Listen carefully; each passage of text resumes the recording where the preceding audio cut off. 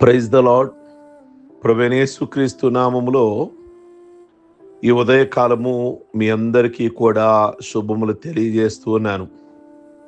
ఈ మార్నింగ్ పరిశుద్ధ గ్రంథములో కీర్తనల గ్రంథము 119వ కీర్తన 59వ వచనము, నా మార్గములు నేను పరిశీలన చేసుకుంటుని, నీ శాసనముల తట్టు మరలుకుంటుని అని.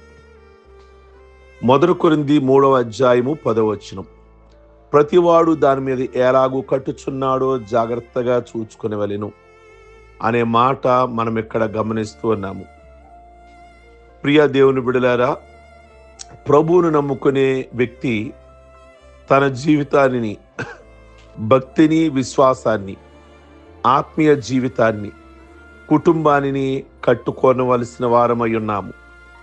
ఈ ఆత్మీయమైన కట్టడాన్ని కడు జాగ్రత్తగా నిర్మించుకొనవలసిన వారం. పరలోకం చేరుకునే విశ్వాసి తప్పక తన ఆత్మీయ గృహాన్ని క్రీస్తు అనే పునాది మీద కట్టుకోవాలి. 1 కొరింథీ 3వ అధ్యాయము 10 నుండి 12 వచనాల్లో చూస్తే, చాలా మంది భక్తి కోసమని చర్చికి వస్తారు, పాటలు పాడుతారు, కానుకలు ఇస్తారు, కానీ వారిని భక్తి గృహంకు సరి అయిన పునాది వేయరు. రక్షించబడే వ్యక్తి హృదయాన్ని బాగుగా లోతుగా త్రవ్వి తప్పులు ఒప్పుకొని బండ మీద పునాది వేసుకోవాలి, లోతుగా త్రవ్వాలి. లూకా 6:48 అదే చెప్తారు కదా, లోతుగా త్రవ్వితే బండ క్రీస్తు దొరుకుతారు. పునాది ఎంత బలంగా ఉంటే ఆ కట్టడము అంత దృఢంగా ఉంటుంది. ఆ పునాది క్రీస్తే. ఆయన తలంచిన పద్ధతిలో మన జీవితం కట్టబడవలసి ఉన్నది. నీ భక్తి జీవితం పునాది యేసుక్రీస్తే, నీకు నిత్య జీవం దొరుకుద్ది. కానీ ఈ లోకానుసారమైన ధనము లేదా కీర్తి, భద్రత వంటి తప్పుడు పునాది పైన గనక, ప్రియ దేవుని బిడ్డలారా, మనం కట్టబడితే తప్పక పడిపోతాం. దాని అంతము నరకమే అవుతుంది. కనుక మీ భక్తి ఎలా కట్టబడుతుంది జాగ్రత్తగా చూసుకోవాల్సిన అవసరం ఉంది అన్నాడు పౌలు గారు. కనుక భక్తి ఎప్పుడూ కూడా విశ్వాసం మీద కట్టబడాలి.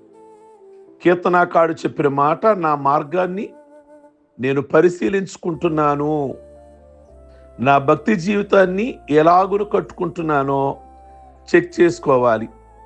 గోడ కట్టే మేస్త్రి, టాపీ మేస్త్రి ఇటుకలు, సిమెంటు, నీళ్లు ఇస్తే అతడు తన నైపుణ్యాన్ని వాడి రాతి మీద రాయి ఉంచి సిమెంటు, కల్ప అవన్నీ కలిపేసి తూకానికి సరిగ్గా వరుసగా ఉందా, టాపీతో సరిగ్గా గనక కొట్టి లెవెల్ చూసుకుంటాడు, అప్పుడే కడతాడు. అంతేగాని క్రమం లేకుండా, క్రమ పద్ధతి లేకుండా కట్టడు కదా. కనుక ఈ రోజున మన భక్తి జీవితం ఎలా కట్టబడుతుంది, క్రమంగానా అడ్డదిడ్డంగానా అనేది ఒకసారి ప్రతి ఒక్కరు కూడా చెక్ చేసుకోవాలి. ఆ రోజుల్లో ఎలీషా ఉన్న కాలంలో ఒక యవనస్తుడు ఎలీషా దగ్గరికి వస్తాడు. మాకున్న స్థలము ఇరుకుగా ఉన్నది, మేము యోర్దాను నదికి వెళ్ళి మ్రానులు నదికి తీసుకొస్తామని చెప్తాడు. ఎలీషా అన్నాడు, వెళ్ళి రండి అన్నాడు. కానీ ఒకడు దైవజనుడితో తమతో రమ్మనగా ఎలీషా కూడా వెళ్ళాడు. శిష్యులందరూ చెట్లెక్కి తలోమ్రాను నరికి పెడుతున్నారు. ఒకడు చెట్టు మీదనే ఉన్నాడు, గొడ్డలతో కొమ్మ నరుగుతున్నాడు. ఎంతసేపు నరికినా వాని రెక్కల నిప్పు వస్తుంది కానీ కొమ్మ తెగటలేదు. కారణం, వాడు పరిశీలించుకోలేదు. ముందు ఆ గొడ్డలి వదిలైపోయింది, శబ్దం వస్తుంది. అతడు గమనించి ఉంటే కొయ్య తెగేది, కొమ్మ నరికేవాడు. కానీ ఇప్పుడు ఆ లూజు గొడ్డలి తెగవలసిన చోటన పడక దెబ్బ ప్రక్కన అటు ఇటు పడుతుంది, సరైన ప్లేస్లో పడతలేదు. అతడు గమనించట్లేదు, కొట్టేస్తున్నాడు, ఎక్కడ పడితే అక్కడ పడుతుంది కానీ కరెక్ట్ అయిన ప్లేస్లో పడటలేదు. చివరికి గొడ్డల జారి యోర్దాను నదిలో పడిపోయింది. ఎంత విచారం, ఎంత నిరాశ! పడిన శ్రమకు ఫలితం దొరకలేదు. ఇప్పుడు అతని చేతిలో గొడ్డలు లేదు, ఒట్టి పిడి మాత్రమే మిగిలింది. అతడు శ్రమపరుచున్నాడు, కానీ తన పనిని తాను పరిశీలించుకోలేకపోయాడు. ఈనాడు క్రైస్తవులు కూడా ఏదో ప్రయత్నాలు, భక్తి చేస్తున్నారే గాని తమ ఆత్మీయ పొరపాట్లు చూసుకోలేకపోతున్నారు. తాము ఆత్మీయ విషయాలలో ఎట్లున్నామో చూసుకోలేకపోతున్నారు. తన గొడ్డలి నీటిలో పడగా అతడు కేక వేశాడు. దైవజనుడు రాగానే గొడ్డలి ఏ స్థలములో పడిందో చూపించాడు. ఎలీషా ఒక కొమ్మ తెచ్చి గొడ్డలి పడిన స్థలములో వేశాడు. అంతే, ఆ గొడ్డలి తేలింది. ప్రియ దేవుని బిడ్డలారా, ఆ గొడ్డలి శిష్యుని తీసుకోమన్నాడు. ఆ గొడ్డలి తెచ్చాడు. మన బ్రతుకులో కలిగే ప్రతి అపజయాలు మేలు చూడాలనుకుంటే గనక శిలువలో వేలాడిన కొమ్మైన క్రీస్తును వేయాలి.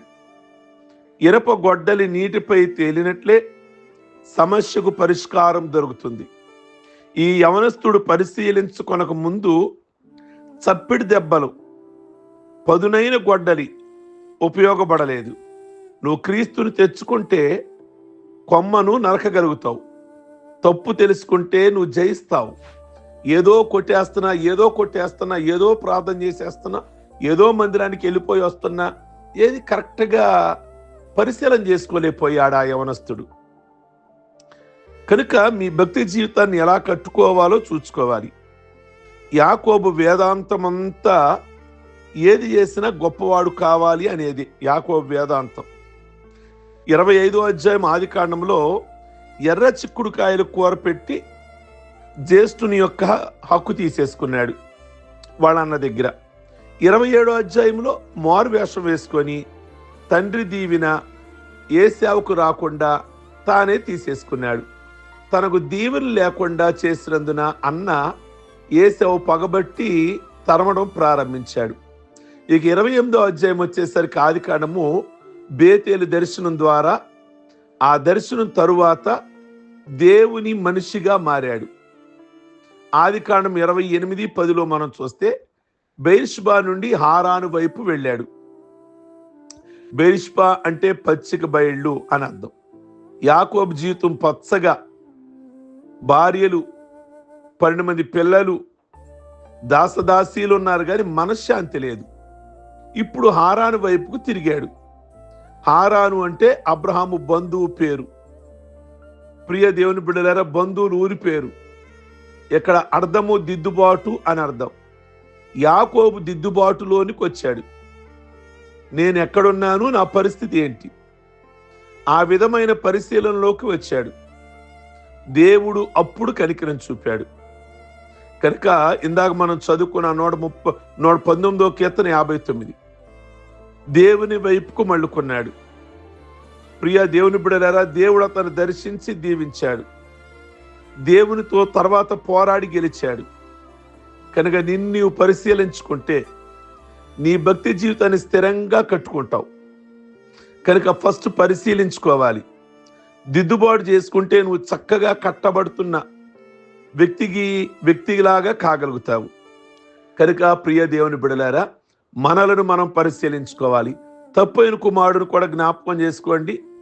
చిన్న కుమారుడు తండ్రి ఇంట్లో బహుక్షేమాన్ని అనుభవించాడు. వయసు వచ్చి తండ్రి ఇంట్లో ఉన్న క్రమశిక్షణ అక్కర్లేదు.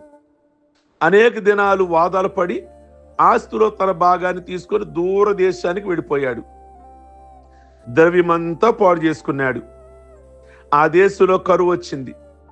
తినడానికి ఆహారం లేక పందుల దొడ్లో కూలికి చేరాడు. చివరికి పందులు తినే పొట్టుతో కడుపు నింపుకోవడానికి కూడా వెనకాడలేదు. చివరికి అది దొరకలేదు. బుద్ధి వచ్చిన తర్వాత నేనేంటి, ఎక్కడున్నాను, ఎందుకు ఈ పందులు దొడ్డి అనే పరిశీలనలోకి వచ్చాడు. తండ్రి ఇల్లు జ్ఞాపకం వచ్చింది. తండ్రి వైపుకు తిరిగాడు. తండ్రి మెడపై ముద్దు దొరికింది. క్షమాపణ తరువాత కుమారత్వపు ఉంగరం దొరికింది.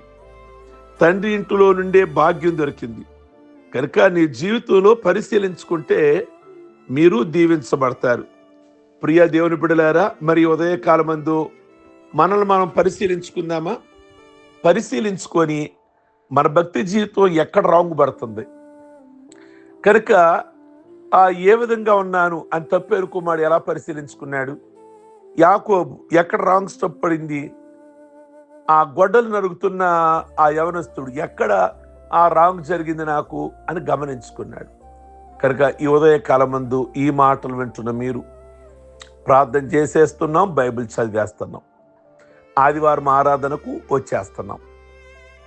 ఇదే కొట్టుడైతే గనక, పరిశీలన లేకుండా గనక అయితే మనం ఏ విధమైనటువంటి మేలును పొందలేం. రెండోది, మన భక్తి అనే గోడ కానీ, భక్తి కానీ, ఇల్లు కానీ ఒక క్రమబద్ధీకరణలో కట్టబడటం లేదు. కనుక కరెక్ట్గా ఆ గోడ, ఆ మేస్త్రి ఎప్పటికప్పుడు తూకం వేసి ఎలా కడతాడో, ఎప్పటికప్పుడు మన భక్తి జీవితాన్ని సరి చేసుకుంటూ కట్టబడాలని దేవుని వాక్యము సెలవిస్తుంది. పౌలు గారు అదే కొరింథీ సంఘానికి చెప్పాడు. ఒకడు ఎలాగును కట్టబడుచున్నాడు, బహు జాగ్రత్తగా ఆలోచన చెయ్యాలని. కనుక మన భక్తి జీవితం కోసం ఈ ఉదయకాలమందు చక్కగా పరిశీలన చేసుకుందాం, ప్రార్థించుకుందాం. సర్వశక్తి కలిగిన తండ్రి, మీకు వేలాది వందనాలు. ఈ ఉదయకాలమందు ఎవరు ఎలా భక్తిలో కట్టబడుతున్నారో ఒక్కసారి, ఒక్క నిమిషం ఆలోచించడానికి కృప చూపించమని ప్రార్థిస్తున్నాం. ఈ మాటలు వారి ఆత్మీయ జీవితానికి ఉపయోగపడేలాగున కృప దయచేయమని ప్రార్థిస్తున్నాం. ఈ దినమల్లా వారి కుటుంబాలలో మేలు చేయండి. ఎవరు ఏ మేలు కొరకు మీ సన్నిధిలో ప్రార్థిస్తున్నారు, ఎవరు ఏ విషయంలో విడుదల కొరకు, అనారోగ్యము నుండి విడుదల కొరకు, సాతాను శక్తుల నుండి విడుదల కొరకు ప్రార్థిస్తున్నారో వారికి విడుదలను దయచేయండి. కోర్టు సమస్యల నుండి విడుదల దయచేయండి. మీ కొందనాలు. అలాగే పెళ్లి రోజులు, పుట్టినరోజులు, రక్షణ పొందిన రోజులు జ్ఞాపకం చేసుకుంటున్న బిడ్డలందరినీ దీవించి చక్కటి ఆయుష్, చక్కటి ఆరోగ్యం ఇచ్చి, ప్రభువా మీ కొందనాలు, స్తోత్రాలు నాయన. సంవత్సరాలు జరుగుచుండగా మీ కార్యములు నూతనపరచమని ప్రార్థన చేస్తున్నాం. అన్ని విషయాల్లో సహాయం చేసి మేలు చేయమని యేసు నామములో అడుగుచున్నాం తండ్రి, ఆమేన్. God bless you. ప్రభు మిమ్మల్ని దీవించును గాక.